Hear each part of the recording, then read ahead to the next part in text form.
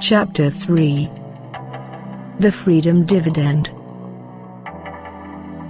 Here is a list of other things the basic income of $1,000 a month would do. Encourage entrepreneurship.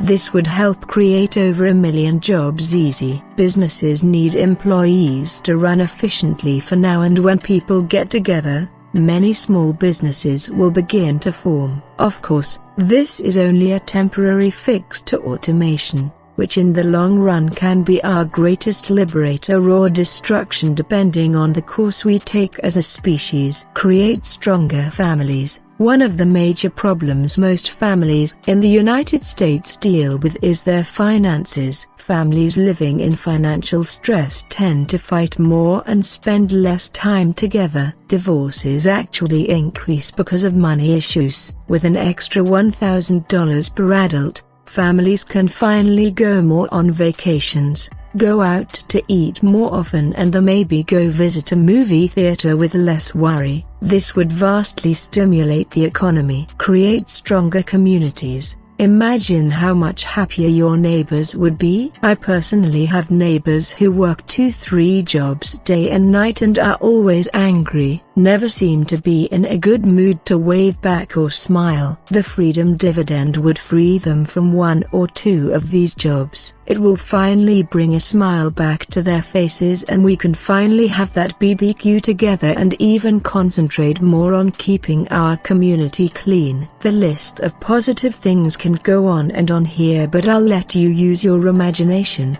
Look, there are also some problems that I believe this universal basic income may bring. I'm not trying to sell you an utopia here. Everything in life, as far as I can tell, comes at a cost. Yes, even life itself. Anyway, here's a list of the negatives I personally believe Uber may bring to us, but with possible solutions. Andrew Yang sells this as an unconditional, no strings attached universal basic income. The problem here is that there are some conditions. You cannot be on any current welfare programs. When asked, he is honest about it and doesn't easily dismiss this. Many would argue that in order to be universal, it should go to every citizen no matter their current welfare status. Why should billionaire Jeff Bezos get the extra cash and not someone who is currently on welfare? Some would say, Bezos provides people with jobs, and thanks to him many people can be on welfare because of the taxes they pay. Unfortunately, Amazon paid 0 in taxes in 2018 and are focusing more and more on automation. This works against all people and possibly hurt the economy. The truth is,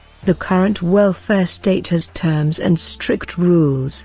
These rules prevent many people from bettering themselves because they are afraid that they will lose their safety net. With universal basic income, you can have a safety net no matter what changes in your life, with some exceptions like jail, etc. Landlords will increase rent, Uber will increase inflation, and it will not give people incentive to work. With everyone receiving an extra $1,000 a month, what's to stop a landlord from increasing their rent? The real question we should be asking is, what's to stop the tenant from finding a more fair landlord? The landlord may have all the power when tenants can't afford to move, but with a guaranteed monthly income, that shift in power can finally begin. Zoning laws are also a major factor when it comes down to it and should be resolved. What about inflation? Won't everything get more expensive? Yang's plan for a universal basic income uses mostly the money already in the economy. Inflation is based on changes in the supply of money according to monetary economics theory. Yang's Uber plan has minimal changes in the supply of money due to the fact that it is funded by a value-added tax plan. Okay, everyone watch out.